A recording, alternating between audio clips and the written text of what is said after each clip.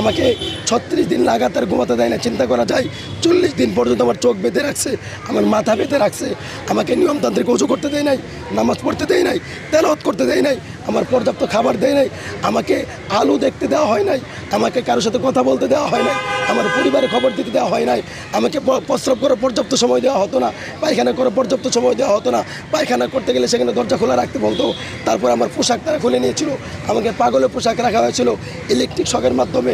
ওখানে আর অনেক লোক আছে, ইলেকট্রিক শকের মাধ্যমে, গরম পানির মাধ্যমে, এরকম লাঠি পিটার মাধ্যমে, হাত প্লাস দিয়ে কোড়াই ফেলার মাধ্যমে, সুই ঢুকাই দেওয়ার মাধ্যমে, মানসিকভাবে বিভিন্নভাবে তারা টর্চার করতো। তারা বলতো আমাকে পাগল বানিয়ে ফেলবে।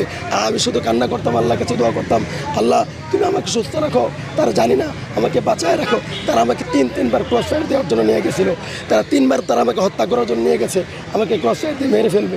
আমি তাদের হাতে পায়ে ধরে বলতাম আমার কী অপরাধ, আমি কী করেছি। তারা